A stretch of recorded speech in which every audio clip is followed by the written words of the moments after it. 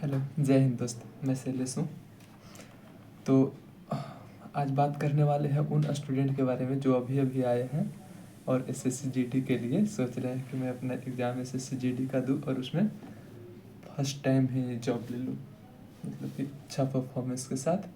तो उसको मतलब कि आप इस तरह से कर सकते हैं, जैसे आप 10th दिए होंगे या तो 12th भी दे देंगे होंगे, कुछ लोग ग्रेजुएशन में आके तैयारी कर रहे होंगे, कोई नहीं। तो सबसे पहले उसका पैटर्न जानो, और पैटर्न ये है, हम आपको बता देते हैं। टोटल उसमें 80 प्रश्न अभी आ रहे हैं, पहले आते थे 100 कुछ आते थे, पहले का छोड़ दो। अभी टोटल 80 प्रश्न आ रहे हैं, जिसमें सीधा सीधा चार चीज़ें, सिंपल सा समझ लो, 4 चीज़ें आ रही है: जीएस, मैथ, रीजनिंग और हिंदी। तो हिंदी, रीजनिंग और मैथ, इसमें आपको पकड़ मजबूत करनी होगी, तब होगी। मतलब इसमें पकड़ इस तरह से मजबूत, जैसे कि आप अगर सिलेक्शन लेना चाहते हैं और बिहार, यूपी इन राज्यों से है, तो कम से कम 17 ऊपर जाना पड़ेगा, 16-17 से ऊपर जाना पड़ेगा इन तीनों सब्जेक्ट में। उसके बाद जीएस अच्छा करेंगे तो रिजल्ट होगा, जीएस खराब रहेगा तो रिजल्ट नहीं होगा। लेकिन पहले ये सब सही करना ही पड़ेगा, उसके बाद जीएस पर आते हैं। तो आप पहले इस पर फोकस करो कि मतलब हमें इन 3 सब्जेक्ट को अच्छे से पढ़ना है। तो स्टार्ट करो मैथ, रीजनिंग और हिंदी के साथ अपना।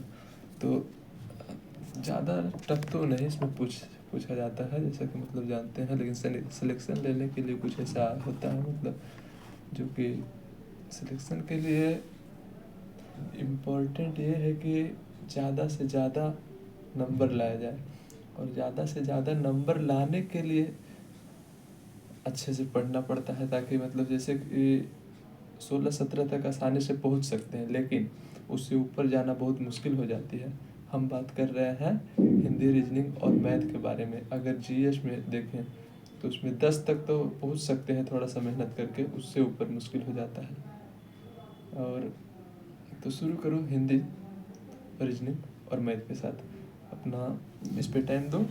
खास करके मैथ में अगर बोले तो अर्थमेटिक ही पढ़ो, क्योंकि एडवांस तो अगर अर्थमेटिक आप पूरे ख़त्म कर दिए होंगे, उसके बाद उसमें जाना। और जाना क्या है, उसमें मेंसुरेशन केवल पढ़ लेना, वो भी फार्मूला बेस्ड आता है। मैं भी दे रहा हूँ,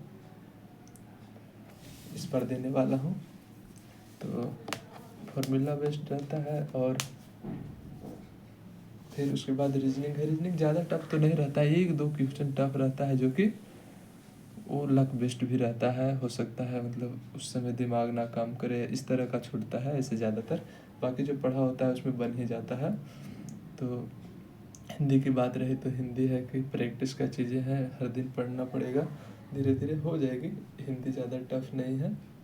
और हिंदी का बेसिक मतलब 15 तक तो चल जाता है इजली, उसके ऊपर जाने में थोड़ा सा टाइम लगता है, जो कि गलत कभी होते ही रहता है। उस पर भरोसा मत करना, वो भरोसा के लायक नहीं है।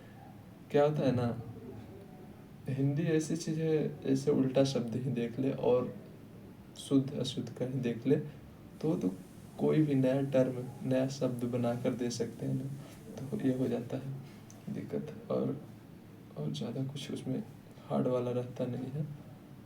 उसके बाद अगर तैयारी हो जाए, आने लगे इससे, मतलब 60 क्वेश्चन है ना 3 सब्जेक्ट मिला के, तो 60 में अगर आप 50 पहुँच चुके हो, सॉरी 40 से भी ऊपर अगर पहुंच चुके हो, 40 से 50, 50 से थोड़ा सा ऊपर, तो उधर फोकस करो अपना जीएस की तरफ।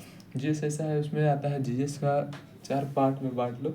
एक आता है अपना करेंट, और एक स्टैटिक्स, 2 हो गया। एक आर्ट्स और एक साइंस। उसमें आर्ट्स का पार्ट थोड़ा सा अच्छा है, साइंस का बहुत कम आता है। आर्ट्स आता है और स्टैटिक अपना सबसे ज़्यादा आता है। स्टैटिक पर खास करके ध्यान देना मतलब पड़ेगा। उसमें स्टैटिक अगर अच्छा हो गया तो उसमें 10 नंबर के करीब आ जाता है यार कभी कभी, और 10 नहीं बोल सकते तो 8 तो आ जाता है, 8 आ जाता है। और ये अपना 4-5 आ जाएगा करेंट से, 8-5-13 हो गया। 3-4-5 आ जाएगा अपना आर्ट्स से, और 1-2 साइंस से आता है। तो फोकस करो कि स्टैटिक्स क्लियर करो, और थोड़ा थोड़ा करेंट पढ़ते रहो। और आर्ट्स में पॉलिटी खास करके आ जाता है 1-2 क्वेश्चन, तो पॉलिटी का अच्छा करो। और हिस्ट्री से ज़्यादा नहीं, कभी कभी एक क्वेश्चन पूछता है और वो भी ज़्यादातर मॉडर्न से आते हैं। तो इस तरह का है। और क्या, अगर आप आए हैं तो मतलब इसमें इसका ये है कि हर दिन प्रैक्टिस करो, मैथ हो जाएगा। हर दिन रिवीजन करो स्टैटिक्स का, अगर स्टैटिक्स में जा रहे हो तब का बात कर रहे हैं। जब तक प्रैक्टिस करो रीजनिंग, मतलब सबसे पहले सिलेबस ख़त्म करो, उसके बाद ही प्रैक्टिस ऑफ कोर्स करोगे अपने हो तो। और आप बुक अगर पूछना चाहोगे तो मैं बता दूंगा बुक कौन कौन अच्छा है, जैसे कि मेरे सामने पीछे दिख रहे होगा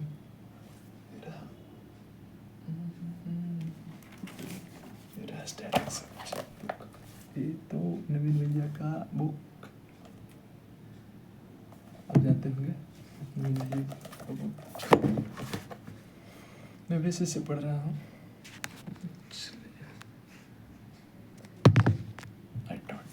देखते हैं क्या होगा। चलो मिलते हैं गाइस नेक्स्ट में। Thank you thank you thank you thank you, bye.